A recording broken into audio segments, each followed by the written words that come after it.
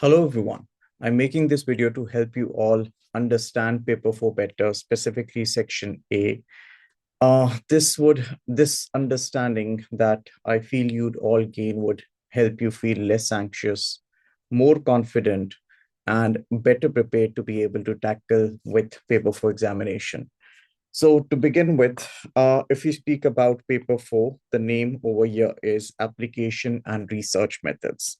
Let's pick on the information that we receive from Cambridge. Understanding what they have to tell us helps us know the system better, helps us understand what sort of questions to get. And once we have an understanding on the type of questions that we'd get, it would, of course, make us feel more confident. And not only that, this would help us score better as well. So, to begin with, if this says application and research methods, number one, the research methods that you had studied in paper for paper two, that is in AS, all of that needs to be known. Not that I'm saying this for the first time. You all know, you all should by now have revised all the different research methods, and more so, you should all feel confident about confident about being able to apply the knowledge that you've gained from research methods for any study or any situation that they put you through in paper 4. Now, number one, we need to understand research methods and revise them. There's a revision series that I had shared, which would help you get through this real quick as well. Number two, we're expected to apply. Now, this application, that part that we're referring to, this I feel has a lot to do with section B, which is again not my focus of now, which wouldn't really be my focus today because I feel as students prepare for paper 4, many of them, they all they care about is the planning and study question. I mean, that's super important as well. But you cannot just let go of section A, because guess what? In section B, you get a choice. In section A, you do not. So, having said that, I mean, you do not get a choice in the sense that the two components that you've prepared for, in our case it would be abnormal psychology and clinical psychology, clinical psychology and health psychology. You'd have to answer all the questions that you get on these two specific components. Another thing I would like to add, I have come across students in the past and unfortunately recently as well, who uh, shared that they ended up attempting a question from organizational psychology. Don't do that. I mean, even if you feel that the questions that you have, that even when you feel that you come across a question that you'd be able to answer better, trust me, you wouldn't, because you haven't studied it. Because you've studied business, that doesn't at all mean you'd be able to answer questions on organizational psychology and score marks. And so is the case with consumer psychology. So the two components that you've studied, you better stick to them. And the paper does not allow you with any extra time. And in that case, if you do not have any extra time, make sure that you're not unnecessarily reading through questions that you shouldn't be. So, if in our case, since it is clinical psychology and health psychology, you might as well, for section A specifically, you might as well just focus on question number one, question number two, question number five, and question number six, respectively.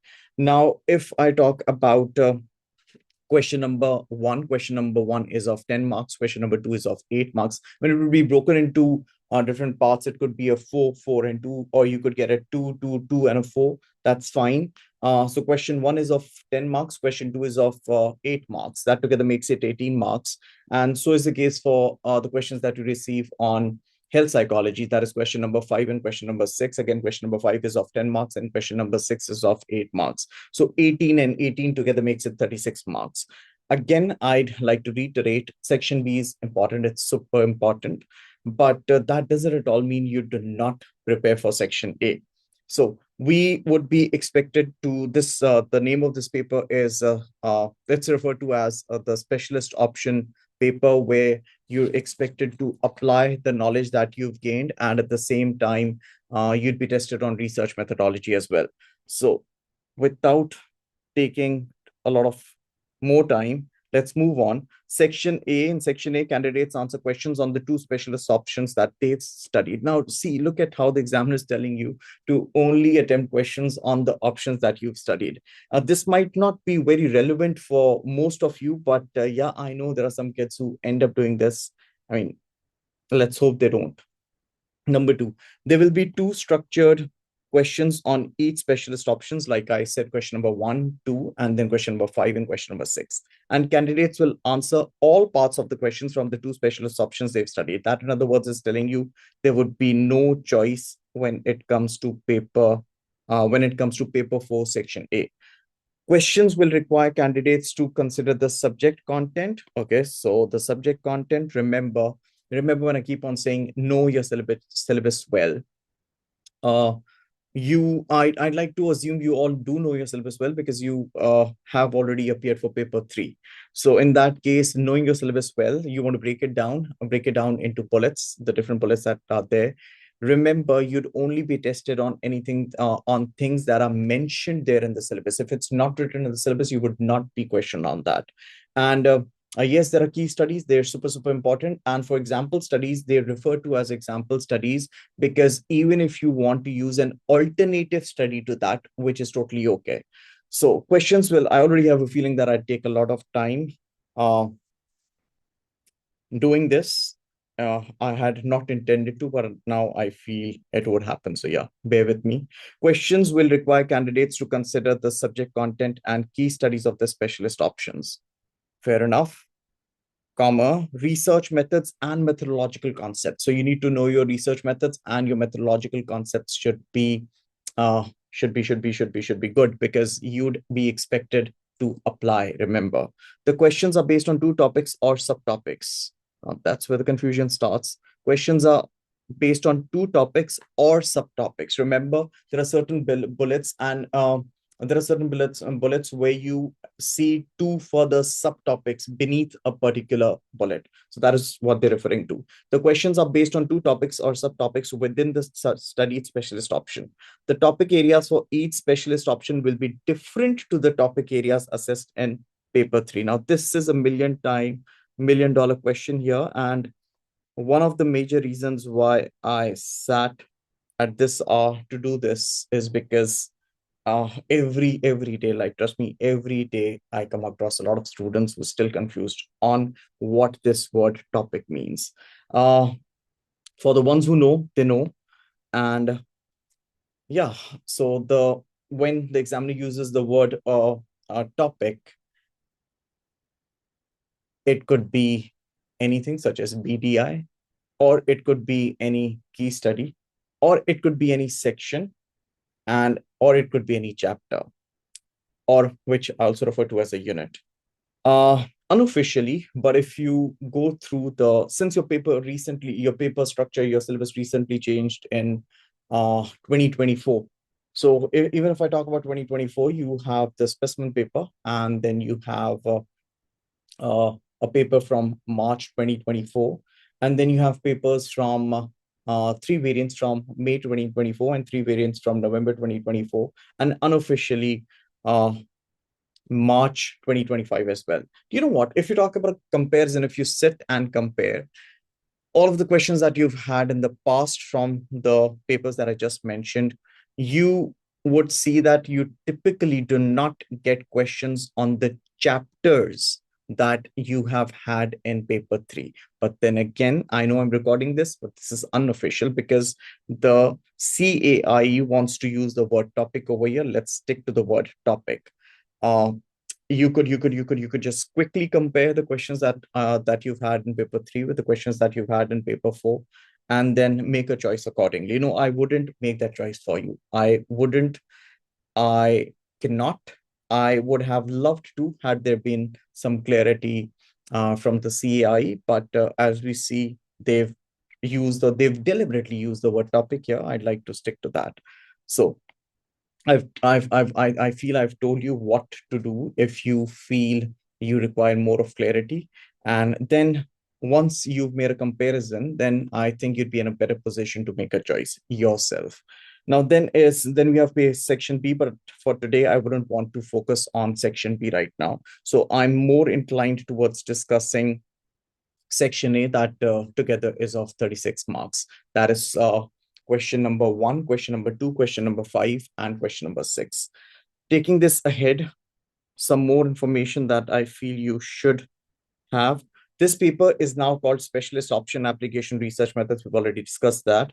The focus of the paper has changed. Okay. The evaluation part of the planning question now has more structure. So for the ones who have had a chance to look at questions pre-2024, right?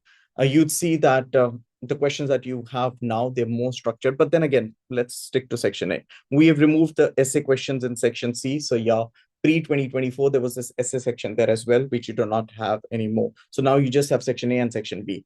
The balance of assessment objective tested in this paper has changed. The paper now has questions testing on AO1, assessment objectives, AO1, AO2, AO3, and I keep on using them from the very first day when we start our classes on A2 psychology, or for the matter of fact, A psychology as well.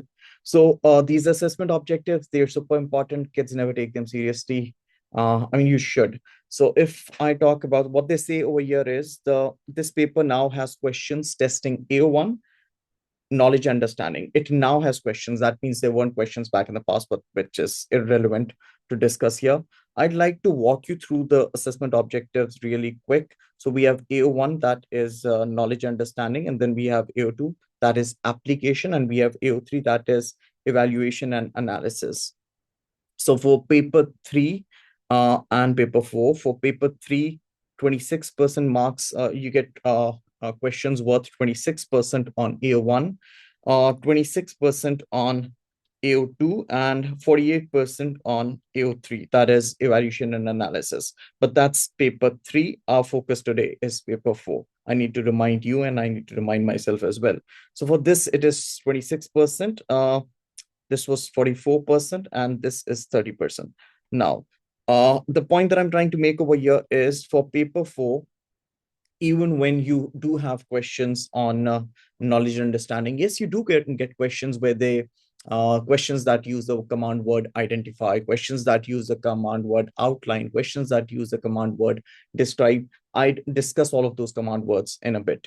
So 26% marks on AO1, 44% marks on AO2. So this application over here holds the most significance.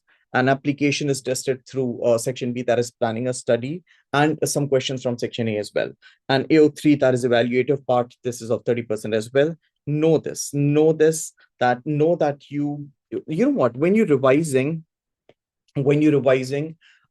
for paper 4, of course, I'd call it a revision because I'd like to assume you all studied well for paper 3 and for paper 4. And do you know what? The CI puts it that way as well.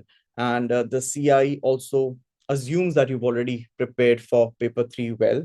And in this case, it would just be revision on certain topics which have not been tested in paper 3, and certain aspects of the syllabus which have not really been tested before. So knowledge and understanding is there, application is there, and at the same time, evaluation and analysis is there.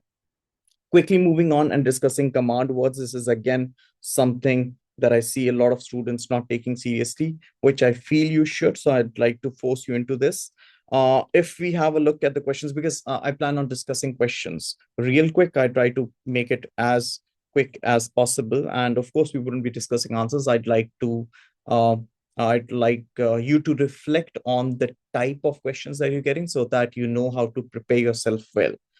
So have we had a question that asks us to compare? Oh, yes, we have. Have we had a question that asks us to describe? We have. I'm talking about paper 4 here. I just write it down just in case. So we're talking about paper 4 here.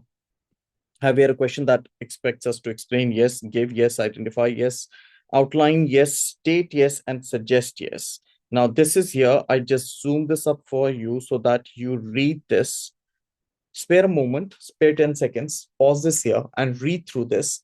And the ones that I've highlighted, these command words, I recall you have had them in the recent past papers. So I'm talking about 2024 past papers. You might as well know what the examiner is referring to when the examiner uses the word outline, and how is it that the examiner, if the examiner uses the word state, how is the word state different from outline? Because you know what, wishing good marks, wishing full marks is, I mean, if I would have been a student, I would have always want full marks too. Wish, there's no harm in wishing. There's no harm. I mean, it's always good to wish, set a goal, and then work according to the particular targets that you've set. Ignoring things that shouldn't be ignored is what I'd like to request you. No, no, no. Not ignoring things that shouldn't be ignored is what I'd like to request you all at this point. If they're asking you to compare, everyone knows this, describe is this, explain is this, give is this, identify is this, outline is this, state is this, and suggest is this. So if the examiner is using the word outline and not identify, you should know what exactly to do. Because you know you get 2 markers, you get 4 markers, you cannot just throw away marks. I come across so many students, they feel they've written an answer to a 2 mark question and they're super confident that they'd get full marks. Unfortunately, when and if we do get the scripts back, they do not. And when they do read what they have read, what they had written earlier, and compare it with the marking scheme, they, in most cases, if not all, do agree to how the examiner has checked their paper. So another concern that I come across at this point is, oh, sir, you know what? The answers that I write, once I've written those answers, if I compare those answers with the marking scheme, do you know what? They're not the same. I mean, it's okay.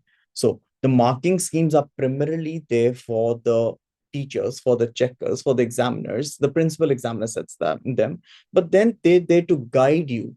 If they're not in line with what you had answered to a particular question, that means you need to redo redo your content, and at the same time you need to try and understand what the examiner is demanding from you. So yeah, bear with me, I tend to stutter when I've had a long day. So yeah, bear with me with this. Let's take this ahead, and yeah, let's quickly start off with March 2024 paper. I had thought I'd reach or get to this point in the next in 2 minutes, but I think I've already spent 10-15 minutes. So this is what I wanted to do today. Primarily, paper 4, specialist option, application research methods. Section A is what we're discussing. Answer 5 questions. Wait. No. So it says answer 5 questions in total. Section A, you're supposed to answer 4 questions. In our case, it would be question number 1 and question number 2, and it would be question number 5 and question number 6. That's it. And moving on, and then there's section B, but then we're not discussing section B right now. Let's have a quick look and what type of questions that you've had. Some of you might have done this already on your own. Very good. And yeah, I mean, it's on your discretion. You good. I'd advise you all to put this on 1.5 speed so that this could help you save time. So let's read the question and see what we understand from this. We're not answering this, we're understanding the paper setting mechanism. We're trying to understand how the examiners set their papers so that we are able to revise our content better. So from the study by Grant et al. Okay, so if this says from the study by Grant et al, from the key study, I'm sorry, from the key study by Grant et al, this shows that we do get questions on key studies. Yes, there are 5 key studies in each component. In clinical psychology, there are 5 key studies. In health psychology, that there are 5 key studies. Again, if I would have been a student, I would have focused more on the key studies. I repeat, I would have focused more on the key studies that have not been tested in paper 3. I would have done that. Yeah. So from the key study by Grant et al. On treating gambling disorder with drugs and placebo, explain what is meant. See the word explain used. Explain what is meant by double-blind placebo-controlled trial as used in the study. So explain what is meant by double-blind placebo-controlled. You know what? Many students end up just writing down about double-blind or just writing down about placebo-controlled. See, it says double-blind, comma, placebo-controlled. I'm not trying to say that you're responsible. But yeah, many students tend to make this mistake. Make sure you're reading every single word of the question carefully. It's a 4-mark question. You get 6 minutes for this. Spend 30 seconds reading the question twice or maybe thrice, another 30 seconds structuring it up in your head. And then I think 5 minutes would be good enough for you to be able to write. So this is what I wanted to explain you. Number two, double blind and placebo controlled methodological concepts. Remember, you were supposed to know research methods and you were supposed to know methodological concepts. So explain what is meant by double blind placebo controlled trial as used in the study. Now, another common mistake that many students make is they'd end up writing down about double blind and they'd end up writing down about placebo controlled, but they'd forget the fact that they have been asked about the study. It says as used in the study. So you ought to have knowledge on what double blind design is. You ought to have knowledge on what placebo controlled trials are, and you need to be super sure about how this was used, how both of them were used in the study, right? Now, do you get the application part? So you not only need to know research methodology, you need to be able to apply it as well. One. Number two, suggest one effect if a double blind trial had not been used in the study. Suggest one effect if a double blind trial had not been used in the study. Now, another mistake that I've seen students make is, and I'm saying this because I come across a lot of students, I come across scripts and I see students from whom you do not expect to be making mistakes like this, even they end up making mistakes. I mean, I understand it's the examination hall pressure. It is you sitting in an examination setting pressure, and this is why I'm doing this right now at this hour, because uh yeah, know that you, I mean, I understand there would be pressure, but then try tackling it well. Try not not allowing it take over you. Walk, like I say, walk into the examination hall uh, in a calm state, in a relaxed manner, in a confident manner, and make sure you do not miss out on information that you shouldn't. The examiner has been nice enough to put this thing that this word not bold, right? So make sure you do not end up uh, missing on this word. One. Number two, the word suggest. Now, another problem that I come across is uh, I see a lot of students not being confident when it comes to questions that expect them to suggest.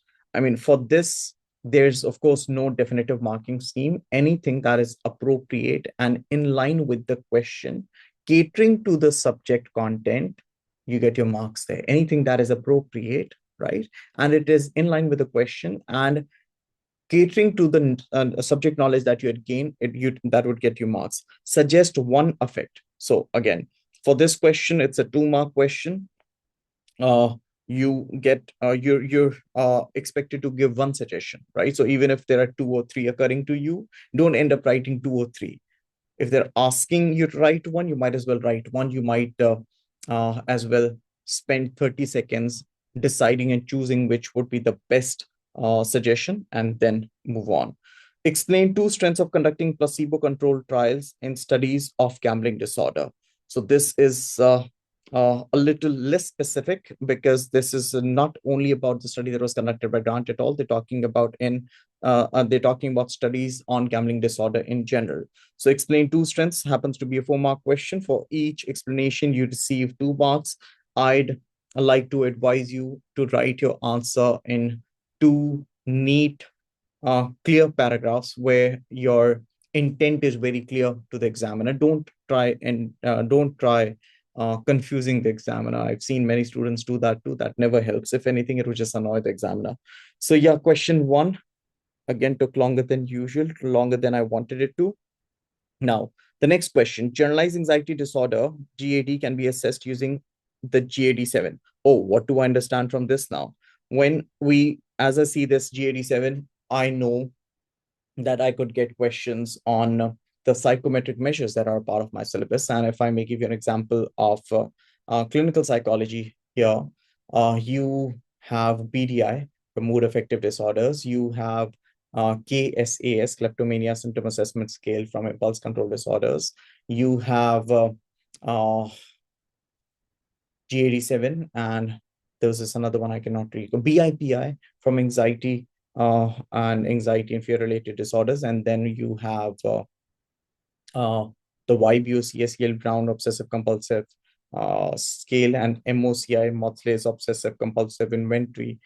Now, these are the major psychometric measures from clinical psychology. I mean, you can do the same for health psychology as well. These are the psychometric measures that are mentioned there in the scale. If you have a look at your syllabus, you'd see your syllabus would say generalized anxiety disorder 7 or GAD-7 there. So if it's there, you can get a question on that, right? If it's there, you can definitely get a question on that. Know your psychometric measures well. And if I talk about the situation that we are in right now, where you have already given paper 3 and you're uh, about to sit for paper 4, I again say, if I would have been a student, I would have focused more on the chapters that have not been tested yet.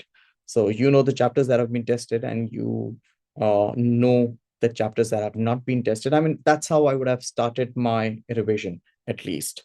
So yeah, generalized anxiety disorder can be assessed using the generalized anxiety disorder 7.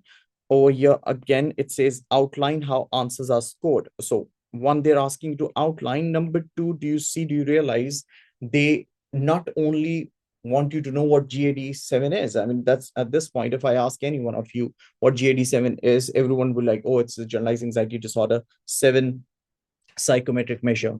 But did you know how the answers were scored? And it's not only this, you have the BIPI, you have YBOCS, you have MOCI, and YBOCS, MOCI, they have, if I'm not mistaken, not been tested in paper 3. So you might as well keep that in your list where you have things written down that need thorough revision. Again, suggest how the validity of GAD-7 could be tested. Now they're asking you for a suggestion again. Suggest how the validity of GAD-7 could be tested.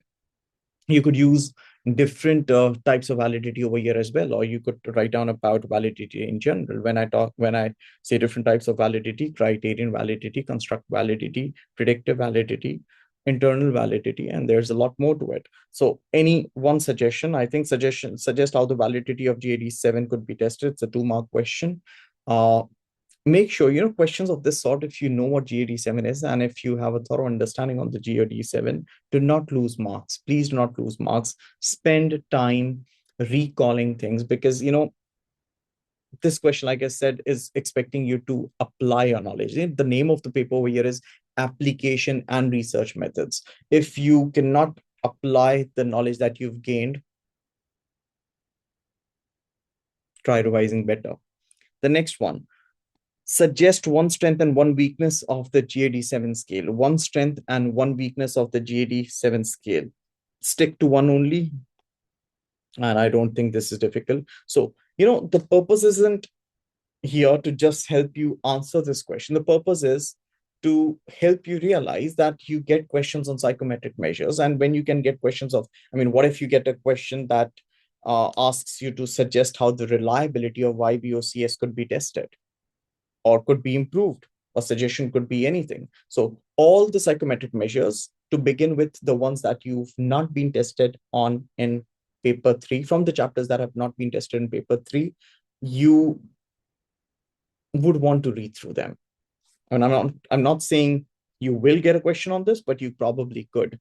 So yeah, I'd like to skip on. I'd initially thought of discussing questions from consumer psychology as well, because not according to the syllabus content, but now, for instance, you could get any study, right? And they could ask you to describe how counterbalancing was used in that particular study, right? So even if you've not studied consumer psychology, what I'm trying to explain is this could be a question from, let's say, any study from the syllabus from clinical psychology or from health psychology. So yeah, the next one, really quick, health psychology question number 4 and question number 5. From the key study by Yockel and Glenwick, again in March 2024, we have had a question on the study that was conducted by Grant et al., which was a key study, and the study that was conducted by Yockel and Glenwick from Health Psychology from the unit Adherence to Medical Advices. Adherence, describe one cause of confounding identified by Yockel and Glenwick. You ought to have a thorough understanding of your content, and at the same time, you need to be able to apply that knowledge. Now, at this point, some of you might have freaked out already if you've not prepared well. In that case, I'd suggest put I mean, you had ample of days in between to revise, and most of you, I'm sure, must have. I mean, if you feel at this point that you weren't really able to do justice, it is okay. I mean, let's put the time that you have now to the right use, and know that the grade threshold is usually low for our zone 4. It has been around 53 to 57% for an A grade since the last few years. So yeah, let's be optimistic, and hopefully you haven't really messed up with paper 3 and you would be able to do good. And the idea behind this video is to help you feel to help you realize what to focus on when it comes to revision. So explain what was done in the study by Yockel and Glenwick to prevent confounding. Again, application is being tested. The next one, suggest one strategy for promoting health that could be used to improve medical adherence other than the strategy used by Yockel and Glenwick. Again, a suggestion is required. So do you see the command words that I highlighted initially? You eventually end up coming across them. Explain two strengths of conducting field experiments. Again, methodology being tested. So now you know that you need to revise this research methodology real well. Explain two strengths of conducting field experiments to study participants and immunization interventions in communities. Again, this isn't really specifically demanding knowledge on the study by Yockel and Glenwick. Nonetheless, this is a part of the broader heading, that is immunization, that is interventions through communities. Question number 6, explain what is meant by mirror treatment for phantom limb pain. Now see this word, this term phantom limb pain, if you have, I mean, if you're watching this, you do have internet, just open up your syllabus, you'd see phantom limb pain is written there. So whatever is written there is important. Explain what is meant by mirror treatment for phantom limb pain. Suggest one biological or biochemical way in which phantom limb pain can be treated. Explain two. So they're asking you for a suggestion here, right? So they're asking for a suggestion, your knowledge on treatment, your knowledge on managing and controlling pain is what is going to help you in this part. Explain two strengths of mirror treatment for phantom limb pain. Okay, so the study by Ramachandran, you could read through that and you'd have an answer to this question. So yeah, let's move on to another. This is section B, which I'd like to not discuss at this point. Moving on to another paper that we had in May 2024. 1 hour 30 minutes. Okay, it's the same thing. Let's save us some time. From clinical psychology, we have a question from the study by Freeman et al. In 2003, which is again a key study from the unit from the unit schizophrenia from clinical psychology. So see the command word over here. It says give. Give two examples of items or questions included in the VR virtual reality paranoia questionnaire. So your knowledge on this is essential. Okay, at this point, let's be a little blunt here. At times you come across questions in your CI, questions that cannot be answered even if you have rote learned your your content from the Cambridge endorsed books. Let's not name books here. They've been endorsed by Cambridge. So we're talking about a situation when we come across a question. We know we're super confident that not only do we have a very strong grip on our syllabus content, but we can apply it. And I'm talking about the students who already have an A grade and have been aiming for an asterisk. At times you come across questions that would leave you confused. Do not panic there. if you know your syllabus, uh, if you know your content from the book, and if you're confident that the question that you have come across, you did not have an answer to that question in the from the book, don't don't panic. Don't panic at that point. It is okay. It happens. Uh, yeah, it happens. I mean, not doesn't really happen very often, but know that if you cannot answer it, if you're confident that you know yourself as well, if you cannot answer it, most of the students cannot answer it. Now, I mean, it would take a lot of time, but if you, I mean, there are 10 key studies, right? So you're studying two components, there are 10 key studies. Are you expected to read through all the research papers? No, you're not expected to read through all the research papers. Your syllabus says you're not expected to read through all the research papers. So the Cambridge has endorsed books. I understand this should not happen, but it does happen. And just know that that particular 2 mark question shouldn't, I mean, do not allow that particular 2 mark question to mess up with the questions that you're about to uh, answer ahead.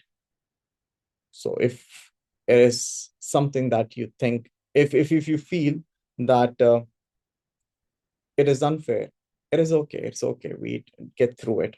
I came across a student today. A student just mentioned this word that the student used was, "Oh, we're lab rats that the CIE keeps on testing stuff on," and I did not know how to react to it or what to say, but it is okay. Do not lose hope. Do not panic. Relax, take a deep breath, say Alhamdulillah, and move on. The next one, state 2 features of the scale used by participants to answer the "we are paranoia" question. So you need to know this questionnaire really well to be able to answer this. Suggest one weakness of the type of data gathered. Now, what type of data was gathered there? Research methods. Again, explain 2 strengths of using virtual reality to treat schizophrenia. Again, how could virtual reality be helpful when it comes to treating schizophrenia, right? Now, diagnosis is one thing. We're talking about the treatment part, right? Once you diagnose, then you move on to the treatment part. So again, your the knowledge that the knowledge that you've gained, or the knowledge, yeah, the knowledge that you've gained by reading through the syllabus content, you've been expected to apply it, and now you know why the grade threshold is has been ranging from 53 to 57%. So the next one, covert sensitization is a treatment for impulse control disorder. Fine. Outline how one study used covert sensitization to treat a participant. Example, Glover, 1985. Now, at this point, I'd like to discuss this study. Now, this study by Glover et al. This is an example study. I came across a student. A student wanted to ask if the example study. So you all know there are key studies, and then there are example studies, and then there are reference studies. So I came across a student, and the student was like, can you confirm that the example studies are not to be uh, studied?" Of course, they need to be studied. See, when the examiner uses the term example study in the book or in the syllabus, right? What they mean is you could use an alternative study to this. So I'd like to stick to the initial claim that I've been making about you not having any specific question, not having any specific question at this point. If you know any other study that is an alternative to the study that was conducted by Glover in 1985, you could answer this question according to that as well. So outline how one study used covert sensitization. So any study that could have used covert sensitization, if it is Glover, well and good. Most of you would stick to Glover, 99%, because I see most of the students using the same book, and that is a Cambridge endorsed book. That's the right thing to do as well. So outline how one study used covert sensitization to treat a participant. Example, Glover et al. So now the answer to the question is, just because it's paper 4, that doesn't at all mean you would not read through the example studies. You need to read through them as well. So at this point, I'd like to use the word you need to revise through them as well. Suggest how the effectiveness of covert sensitization could be measured using an online questionnaire. Fine, moving on. Explain 2 strengths of psychological treatment such as covert sensitization for kleptomania. The keywords again. I feel I have this urge of discussing every question, but I see it is taking a lot of time. The next one here, in the key study by Bridge et al., again, a key study, fine, moving on. The profile of mood stress questionnaire was used to assess the effectiveness of the relaxation and imagery treatment program on stress. Explain why the study by Bridge et al. Is a longitudinal study methodology. Again, compare. See, remember I said they'd use the word compare as well. So compare the results for total mood disturbance for any two groups. Suggest how the results of total mood disturbance could be presented in a graph, a suggestion required again. Explain two strengths of using a longitudinal study to assess the effectiveness of relaxation and imagery on stress. The next one, question number 6, explain what is meant by, so what I'm doing right now is, because I realize it's taken a lot of time and you don't have a lot of time right now to go through all of this. I advise you to switch to 1.5 speed or maybe 2, uh, if that helps you save time. So explain what is meant by an objective measure of adherence in relation to medical advice. So include a biological measure of an example. Like, see this part. Now, I don't intend on just reading through the questions. I'm trying to comment on or discuss whatever I feel should not be missed on by you all. So look at how specific the examiner is being, and this is just worth 2 marks. Explain what is meant by objective measure of adherence. So you recall the study that was conducted by Chung and Naya. In relation to medical advice, include a biological measure as an example. If you've been asked to include a biological measure, no, there was this study by Roth on how you could use biological measures by taking blood samples, urine samples. Again, I do not intend on discussing answers over here. This is going to take an entire day. Number 2, suggest how adherence can be measured objectively other than using a biological measure. So suggestion, if it's not a biological measure, what comes in your mind here? Again, Chung and Naya. But then explain 2 weaknesses of using biological measures of adherence to medical advice. They could be, they could cause inconvenience. Not everyone wants to get pricked every other day, and they could be invasive. They could be inconvenient. They could be costly. They might require the patient to having to be present there physically, unless there's technological advancement and you could somehow take a blood sample some other way. But yeah, so this is how your knowledge is being tested. You get ample of time. You get ample of time to read the question, understand the question, and answer it. I'm not saying you get ample of time to end up reading questions from the components you haven't studied. So yeah, let's quickly move on to another question, another paper, section A. This is clinical psychology from the key study by Lovell et al. Again. So this particular year in 2024, especially May, June 2024, we see that the examiner has been super keen on giving questions from key studies. So identify 2 criteria that were necessary for participants to meet to be included. Again, remember when I said for paper 4, recently the examiner had, I mean, it was written that there was the screenshot from the syllabus. So you don't have to trust me. You have to trust what the Cambridge syllabus says over here. They had said that they've now included knowledge questions based on knowledge and understanding, and it's worth 26% marks. So that's a good thing, because that's mostly what most of you have done for paper 3. So outline 2 reasons why some participants were excluded. Again, specific knowledge from that particular key study. Suggest why Lowell et al. Did not include a control group. Explain 2 strengths of excluding some participants from studies. All right, 2 strengths of excluding some participants. Okay, that makes sense. I mean, you're excluding participants because you're dealing with what? OCD patients. You don't want to cause distress. But then let's stick to the questions only. Again, kleptomania can be assessed using the kleptomania symptom assessment scale, KSAS. You see how in 2024, the May June session, we initially had a question on what is it again? You initially had a question on where did it go? On GAD-7. You initially had a question on GAD-7, and now you have a question on, you lost it again, on KSAS. So the psychometric measures need to be known if you prepared for them for paper 3, well and good. if you somehow missed preparing for them, do that right away. They aren't many. Uh, Start your preparation with the chapters that you have not been tested. I'm saying this over and over again. Start your preparation that way. State one question used in the KSAS, so you might as well know specific content. Suggest one way that the reliability, remember when I said, oh, when they can question you on validity, they could question you on reliability as well. They can question you on generalizability too. So explain two weaknesses. Let's keep this going and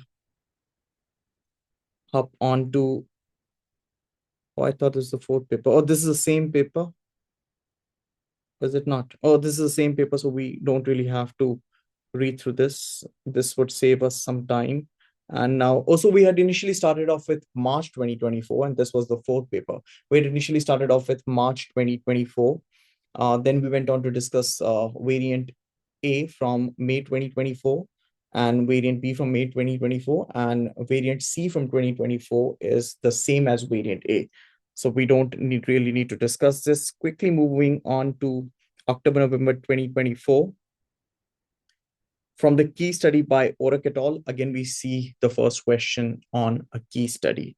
Outline what is meant. See, so when students say, oh, sir, do we only need to do key studies? I'm not asking you to not do key studies. Of course, they're important. They're super important. The examiner is referring to them as key studies, but I'm not at the same time saying do not do anything else as well. So anything that is mentioned there in the syllabus, you can get a question on it.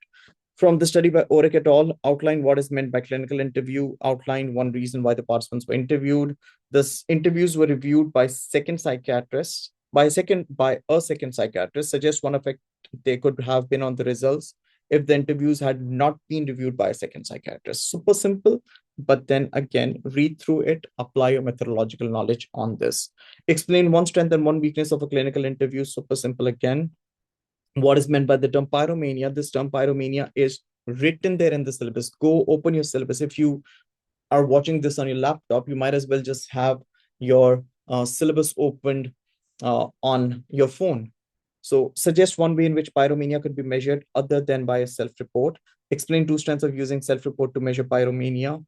Simple. Moving on, health psychology questions. Savage and Armstrong, again, a key study from patient-practitioner relationship.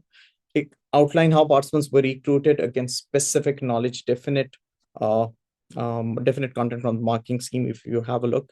Outline how participants were randomly allocated, again, testing you on AO1, that is knowledge and understanding. Explain one problem if participants had not been randomly allocated to the conditions of the study. Explain two strengths of the use of random allocation in the study.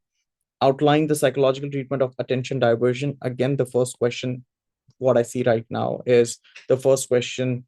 So far, what we've seen in most papers is the first question happens to be on a key study, and the ones after them are from the bullets. Outline the psychological treatment of attention diversion. Suggest one alternative treatment that could be used for managing and controlling shoulder pain other than a biological or psychological treatment. Explain one strength and one weakness of using attention diversion to manage pain. One strength and one weakness of using attention diversion. Okay, fine. That makes a lot of sense. Moving on to section A from October, November 2024, variant B, variant 4.2. The key study by Chapman and DeLapp treated an individual with a blood injection injury phobia using an exposure hierarchy with applied tension. Explain what is meant by the term exposure. Give two examples. See the word give used over here. I think it was used once earlier as well. Give two examples of situations included in the exposure hierarchy in the study. So the key studies, know them well, know them super, super well. Start from the studies, from the units or the chapters that you've not been tested on as yet. Start from there and see where you could take it. Suggest how blood injection injury phobias could be diagnosed without using rating scale. Fine, that makes sense. Super simple. Explain one strength and one weakness of the case study research method. Again, as used in this study. So your knowledge on research methodology and your knowledge on this particular key study is super important. A third psychometric measure, PDI, Beck's Depression Inventory. Outline how a person's level of depression is interpreted. Fine. Suggest one way Explain to weakness of BDI again. So you've been tested on G87, you have been tested on KSAS, you've been tested on BDI. Which ones are the ones that you've not been tested on? Question mark. The next one, health psychology. A key study again, the key study by Shoshani and Steinmetz on using positive psychology in schools used questionnaires to gather data. These included the Rosenberg self-esteem scale and the general efficacy scale. Also, this is the question that has been asked by many students. I've discussed this earlier in classes as well. And recently I happened to question someone from the CIU on this as well. And the response I received wasn't very satisfactory. They're like, they're just 2 marks. But then if you're asking students, I mean, if you're putting up your stamp, calling your books as Cambridge endorsed books, you might as well just stick to that. So it is okay. I mean, if you know your syllabus well, if you cannot answer this, trust me, 99% students cannot answer this either. So I'm not asking you to be happy on the fact that you couldn't answer a question, but don't allow this to take over you or take over the situation, because remember, the clock's ticking, tick, tick, tick, and you just have 90 minutes on you. Those 90 minutes, for those 90 minutes, you need to be in your best state of mind. You need to be in your best state of mind to be able to uh, answer whatever you do know well, because uh, if you haven't, at times, if there's a question that you couldn't answer and you keep on struggling, trying to recall and trying your level best to be able to answer a particular question, which ends up messing up other questions that are ahead as well. So yeah, happens, life happens too. So in this case, if you come across any situation like this, just ignore it and move on. Or don't ignore it. I mean, whatever you can write off, uh, or whatever you can recall, whatever you think would be right, just write that down and move on. So the idea behind this conversation, the last 60 seconds, was do not allow anything to get you into that panic mode. Do not panic. Suggest one health promotion strategy that could be used to promote mental health in schools other than the strategy. Okay, that's easy. Explain one strength and one weakness of using 4 by. That's super easy. Again, do you see, you keep on getting questions on research methodology. So if, let's count the good things. If you're confident about research methodology, you could easily get marks from there. Explain what is meant by clinical interview. Do not refer to observing patients. Fine. Suggest how observing the pain behavior of a patient can help assess the level of pain during a clinical interview. Super simple. Explain to weakness of using a clinical interview. Fine. Let's move on. Section B, we're not discussing this. And this, I'd like to assume, is the last paper. I think it's been over an hour already. So October, November 2024. From the key study by Orak et al. Again, a question from the key study. Outline what is meant by clinical interview. Outline one reason why the participants were interviewed. The interviews were reviewed by second. Okay, fine. Explain what, okay, does it happen to be the same? It's pretty late right now and I'm a little sleepy as well. So yeah, it's the same. We do not really need to discuss this entire thing then. Where it go? Yeah. So it's the same questions being repeated from the key study by Savage and Armstrong, attention diversion. Fine, fair enough. So yeah, this is it. Now, why is it that I chose to why is it that I decided to sit and make this video? Number one, uh, to help you know that your research methodology is important, to help you understand that the command words, they matter a lot. Start with you gave your paper 3, you sat for paper 3, I did not. I am aware of the questions that you had, because of course students come and discuss. But you were sitting there, you know the chapters that you've been tested on. I'm repeatedly saying, start your revision from the chapters that you have not been tested yet.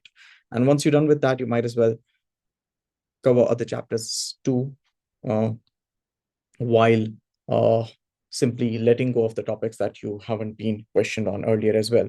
So start with research methodology, do your research methodology well. Key studies are super important. uh, Psychometric measures, we cannot not to do them. And uh, command words I've already mentioned. At this point, do not, there are certain things that we have an answer to. There are other things that we do not have an answer to. And CI chooses not to openly comment on that. And I couldn't get any more blunt at this point. So yeah, stay a little, stay confident, stay sane, prepare well, revise well rather. And yeah, section B is important, I understand, but and one more thing, even when I thought of not discussing section B at all today. So see, section B is of 24 marks. You get a choice. I came across a script that I had made a video on previously as well, recently as well, where the student had attempted both the questions. A question from I believe it was health psychology and clinical psychology both. Don't do that. And for section B, know that it's a 24 mark question. And out of that 24 mark question, uh, the planning part is only 10 marks. There are 14 marks beneath that as well. And many students get confused with many students they get confused when it comes to part B of that particular planning and study question. So see, part B is subdivided into two other parts. That's part B1, part B2. And those questions, they always remain the same. Why can't we just open them and learn them? At this point, if you feel, I mean, why is it that a teacher is asking you to learn them? Learn them so that you know what to expect ahead. Regardless of what the question would be, you would be asked those same, both of those questions would be the same for section B. The first one, they ask you about the psychological knowledge that I might as well open a question so that it's a little easier. Even when I had decided not to speak about section B at all. See, this is always going to be the same. Describe this psychological knowledge. Describe this psychological knowledge. Now, what psychological knowledge are we talking about? For one piece of psychological knowledge on which your plan is based. I came across a student yesterday as well. They were like, why did I not get marks on this? See, this particular question and this particular question, in fact, all of these questions, I'd suggest for this question, planning a study question as a whole, read through this well, and then read through the subparts, read through the, I mean, subparts or the smaller questions. I can't think of the best word right now.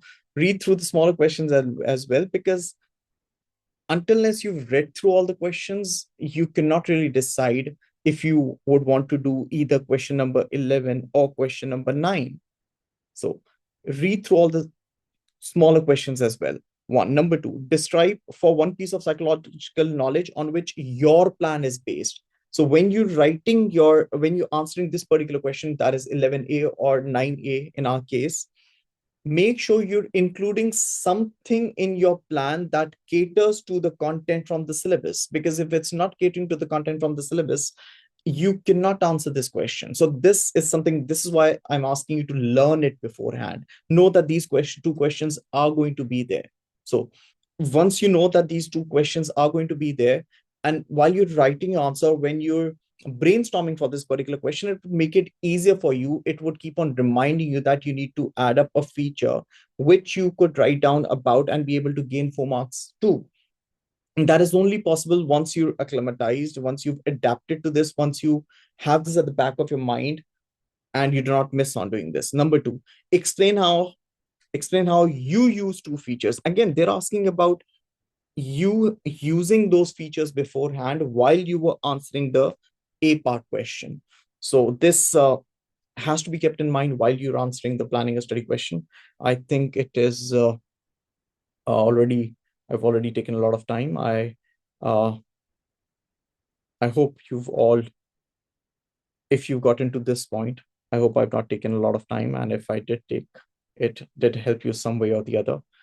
So yeah, teacher, as usual, goes on and on and on. This is probably the last video for your session. And there's a lot that I feel like explaining. There's a lot that I feel like discussing. But at this point, I feel if you understand what we just discussed and you revise accordingly, uh, it would help you. I hope it did help, and wishing you all the best for your papers. Thank you.